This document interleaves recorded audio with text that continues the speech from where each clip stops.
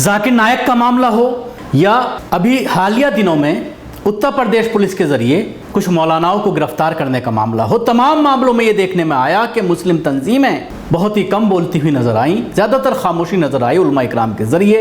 और अब जिस तरह से PFI का मामला सामने आया है तो उसके बाद भी पूरी तरह से खामोशी है। न सिर्फ खामोशी है बल्कि लोग खुलकर बोल रहे हैं, मुस्लिम धर्मगुरु सामने आ रहे हैं काफ़ी तादाद में, और कुछ लोग ऐसे हैं जो इन तंजीमों से जुड़े रहे हैं, वो भी सामने आकर के इस बैन की लेकर के खुशी मना रहे हैं, जश्न मना रहे हैं। और उसके साथ ही जिस तरह से PFI पर बैन किया गया है उससे पहले बाकायदा उसके लिए एक कहानी लिखी गई और उसमें मुसलमानों को इन्वॉल्व किया गया, क्योंकि सरकार को मालूम है, अब वो चाहे सरकारें कांग्रेस की हो या बीजेपी की, सबको मालूम है कि इन मुसलमानों के दरमियान बहुत ज़्यादा इख्तलाफात हैं।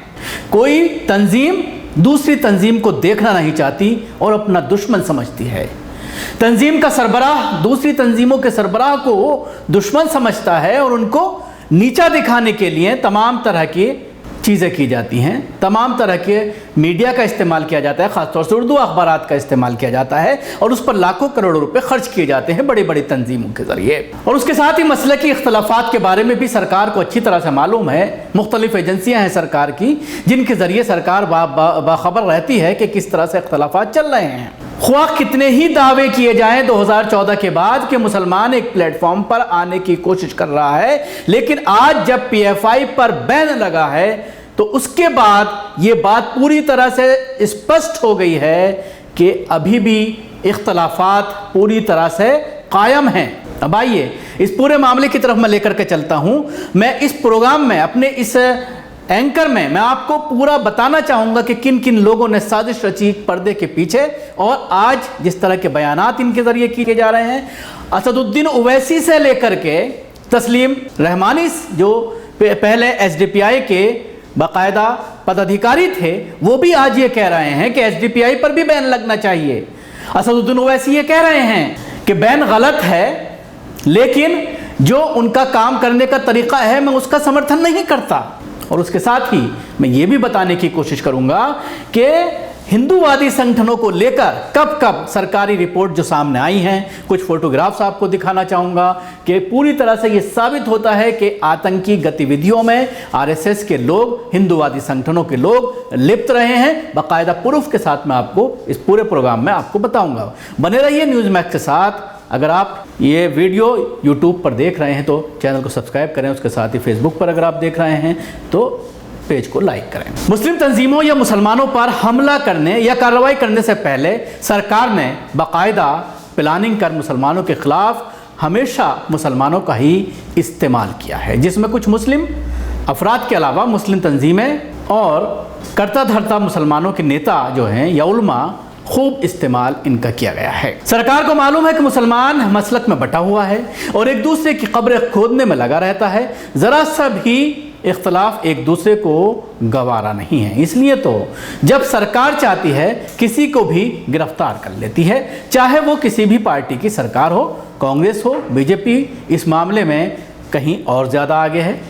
कांग्रेस के वक्त भी इस तरह की गिरफ्तारियाँ होती रही हैं और अब बीजेपी 2014 के बाद बाकायदा मुसलमानों से पहले बयान दिलवाती है और उसके बाद उस पर कार्रवाई करती है। इस मामले में दोनों ही कम नहीं हैं। ख़ासतौर से बीजेपी ने मुस्लिम उलमा और बड़े बड़े इदारे चलाने वालों को टारगेट किया गया। सबसे पहले जाकिर नायक को निशाना बनाया गया, उसके बाद मौलाना उमर गौतम और मौलाना कलीम सिद्दीकी। सबका नंबर लगता रहा। लोगों को लगता रहा कि जो उनके फॉलोअर्स हैं कि हम लोग लाखों की तादाद में हैं, सरकार इन पर जल्दी हाथ नहीं डालेगी। लेकिन हुआ, गिरफ्तार हुए। आपने देखा कि उमर गौतम और मौलाना कलीम सिद्दीकी कितने वक्त से सलाखों के पीछे हैं, जमानत नहीं हो रही। ये ज़ौम बिल्कुल ख़त्म हो गया कि इनके पीछे लाखों की संख्या में लोग हैं, इसलिए कोई किसी को इनका बाल बाका नहीं कर सकता, इनको गिरफ्तार नहीं किया जा सकता, इनके खिलाफ कानूनी कार्रवाई नहीं की जा सकती, इनको सलाखों के पीछे नहीं डाला जा सकता। ये जो एक मिथ था वो ख़त्म हो गया और सबको गिरफ्तार किया गया। लेकिन किसी भी रहनुमा और जमात ने तीनों ही मामलों में खुलकर नहीं बोला और नतीजा जो हुआ वो आपके सामने है। अब PFI और उससे जुड़ी तंजीमों पर लगाम कसी गई। तो कई आवाज़ें ऐसी सुनने को मिल रही हैं जो सरकार के इस कदम को जायज़ ठहरा रही हैं, उस पर मैं आगे बात करूंगा।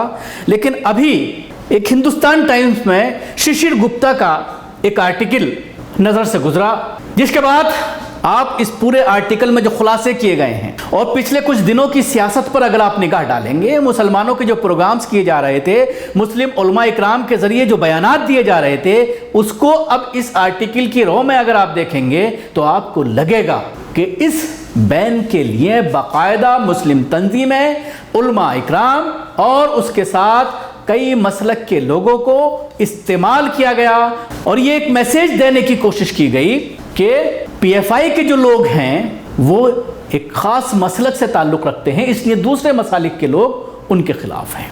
तो हिंदुस्तान टाइम्स के शिशिर गुप्ता के आर्टिकल का जिक्र कर रहा था। उन्होंने अपने आर्टिकल में लिखा है कि मोदी शाह ने अजीत डोभाल के जरिए मुस्लिम तंजीमों का एक प्रोग्राम कर पीएफआई के गिरबान में हाथ डालने की पूरी किस तरह से कहानी लिखी गई थी उसके बारे में लिखा गया, जिसमें लिखा है कि मोदी और शाह ने इस कदम से पहले अजीत डोभाल के जरिए मुसलमानों की बड़ी बड़ी तंजीमों के जरिए पीएफआई के गिरबान में हाथ डालने का एक जवाज़ हासिल किया था। रिपोर्ट में लिखा है कि एनएसए और इंटेलिजेंस ब्यूरो के जो ऑफिसर्स थे, उन्होंने मुल्क की सबसे बड़ी तंजीमों, जिसमें देवबंदी बरेलवी और सूफी मुस्लिम तमाम लोगों की तंजीमें थीं जिसमें नुमाइंदगी कर रहे थे, वो तमाम तंजीमें शामिल थीं, उनकी राय ली गई थी।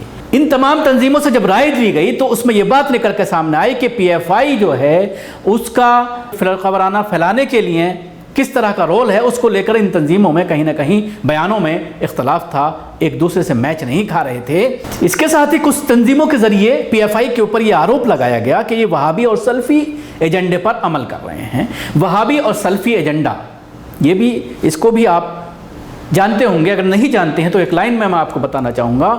कई प्रोग्राम्स हुए इंडिया में और उसमें यह बात कही गई कि दुनिया में जो कट्टरता आ रही है वो वहाबी और सल्फी मसलक की वजह से आ रही है। हम इसका पूरी तरह से खंडन करते हैं, ये इल्ज़ामात लगाए गए और इसी बात को का जिक्र इन तंजीमों के जरिए किया गया। इसके बाद इस रिपोर्ट में ऑल इंडिया सूफी सज्जादा नशीं कौंसिल के चेयरमैन, अजमेर दरगाह के सरबराह ज़ैनुल आबदीन अली खान और ऑल इंडिया मुस्लिम जमात के मौलाना शहाबुद्दीन रिजवी के बयानात सामने आए, जिनके जरिए उन्होंने पीएफआई पर पाबंदी की सराहना की थी। याद होगा क्या आपको, एक प्रोग्राम हुआ था दिल्ली में और उस प्रोग्राम के बाद कुछ लोगों ने यह कहा कि हमें मालूम नहीं था कि इस प्रोग्राम का एजेंडा क्या है। उस प्रोग्राम में पीएफआई पर पाबंदी लगाने की बात कही गई।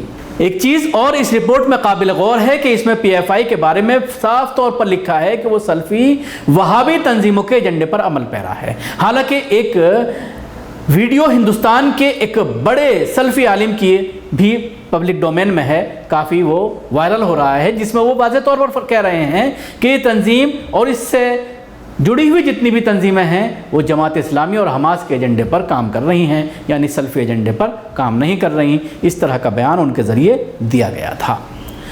तो आपने देखा किस तरह से मुसलमानों को ही मुसलमानों के ख़िलाफ़ इस्तेमाल किया गया। अब मैं इस मामले में कुछ आपको बयानात सुनाना चाहूँगा। सबसे पहले मैं सुनाना चाहूँगा all India Ittehadul Muslimeen, all India मजलिस इत्तेहादुल मुस्लिमीन के अध्यक्ष असदुद्दीन ओवैसी का मामला। उन्होंने इस तंजीम पर पाबंदी की तो मुखालफत की है कि पाबंदी ठीक नहीं है, लेकिन जो तंजीम के जो एजेंडा है उसके ऊपर सवालात खड़े किए हैं।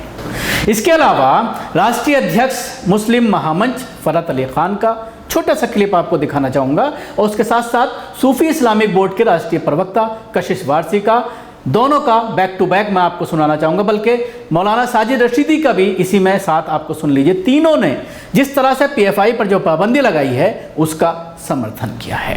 अखिल भारतीय मुस्लिम महासंघ का राष्ट्रीय अध्यक्ष होने के नाते हम यकीन दिलाते हैं कि हम पीएफआई जैसे संगठनों को नकारते हैं और उसके ऊपर थूकते हैं कि उन्होंने भारत को ही शर्मिंदा नहीं किया है बल्कि विदेशों में मुसलमानों को भी शर्मिंदा किया है।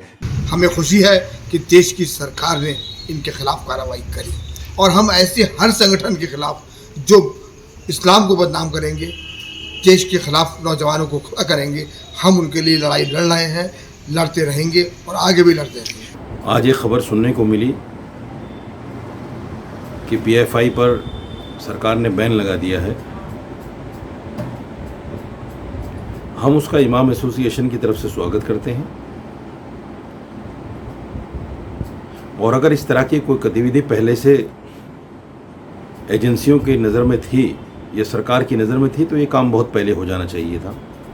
तो देखा आपने, इन तीनों लोगों ने, दो का ताल्लुक बरेलवी जमात से है और एक अक्सर टीवी डिबेट में आपको मिलते हैं, उनके ज़रिए भी इसका स्वागत किया गया है। इसके साथ ही डॉक्टर तस्लीम रहमानी का, जैसा मैंने पहले भी जिक्र किया, एसडीपीआई के रहनुमा थे, एसडीपीआई के ऑफिस बेरर थे, लेकिन उन्होंने रिज़ाइन दे दिया तकरीबन 1.5-2 साल पहले, और आज वो एसडीपीआई पर भी पाबंदी की बात कर रहे हैं, क्योंकि अभी जो पाबंदी लगाई गई है पीएफआई की, उसमें एसडीपीआई का नाम शामिल नहीं है। पीएफआई की जो और सिस्टर तंजीमें हैं उनके ऊपर, चाहे वो ऑल इंडिया इमाम ऑर्गेनाइजेशन हो या उसके अलावा जो उनका एक महिलाओं का विंग हो वो हो या नौजवानों का विंग हो, इन तमाम विंग्स पर पाबंदी लगाई गई है, लेकिन एसडीपीआई पर पाबंदी नहीं लगाई गई है। हालांकि एसडीपीआई का जो सेंटर ऑफिस है निज़ामुद्दीन में, वहाँ पर छापामारी की गई, बाकायदा वहाँ पर तोड़ फोड़ करके तमाम सामान को चेक किया गया, लॉकर तोड़े गए और वहाँ पर ज़बरदस्त रेड की गई, लेकिन इस पाबंदी का जो नोटिस सर्कुलर जारी किया गया है उसमें किसी का नाम नहीं है। अब आइए मैं आपको ले चलता हूँ आरएसएस की कुछ ऐसी तस्वीरों की तरफ जिससे ये बात साबित होती है कि आरएसएस और उसके साथ ही जो उसकी झैली तंजीमें हैं, जो उसकी सिस्टर तंजीमें हैं, हिंदूवादी संगठन, उनका किस तरह से खुलेआम वीडियो और फोटोज मौजूद हैं, लेकिन उसके बावजूद आरएसएस पर पाबंदी नहीं लगाई जाती। पहले कुछ आरएसएस के आतंक की तस्वीरें दिखाना चाहूँगा। हाथ में हथियार लेकर खड़ा ये नेकरधारी जो आपको दिखाई दे रहा है, आप देख सकते हैं किस तरह से हथियारों की बाकायदा खुलेआम नुमाइश की जा रही है।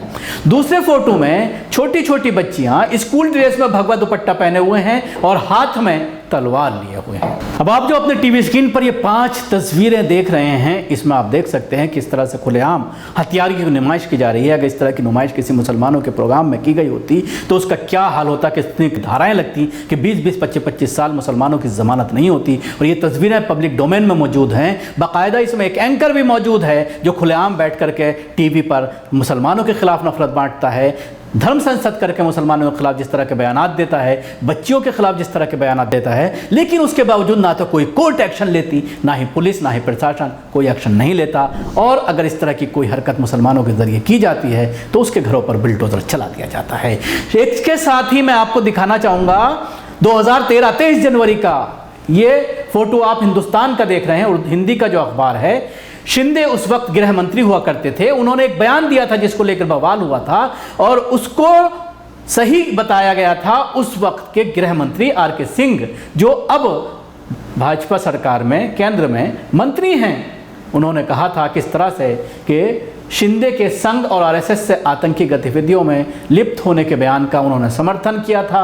और आप देख सकते हैं किस तरह से उन्होंने ये दावा किया था कि किस तरह से आतंक में शामिल हैं आरएसएस के लोग, हिंदूवादी संगठनों के लोग। इसके अलावा 2 तस्वीरें मैं आपको दिखाना चाहूँगा न्यूज़ पोर्टल्स की, जिसमें आप देख सकते हैं कि इंटरनेशनल तौर पर अगर देखा जाए तो अमेरिकी खुफिया एजेंसी CIA ने वीएचपी और बजरंग दल को बताया धार्मिक आतंकी संगठन।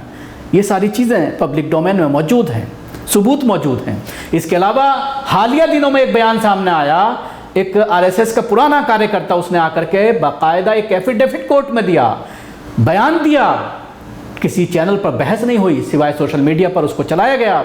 उसमें जिस तरह से उसने एक एक करके सिलसिलेवार बताया कि कहाँ पर उसको लेकर के गया गया, किस तरह से इलेक्शन से पहले ये कहा गया कि फला फला इलाके में जाकर के विस्फोट करने हैं, विस्फोट को अंजाम दिया गया और मुसलमानों को बेगुनाह फंसाया गया। इस तरह का बाकायदा एफिडेविट दिया गया, लेकिन कोई एक्शन किसी भी, ना तो NIA के ज़रिए और ना ही किसी और एजेंसी के ज़रिए इन हिंदूवादी संगठनों के ऊपर किया गया।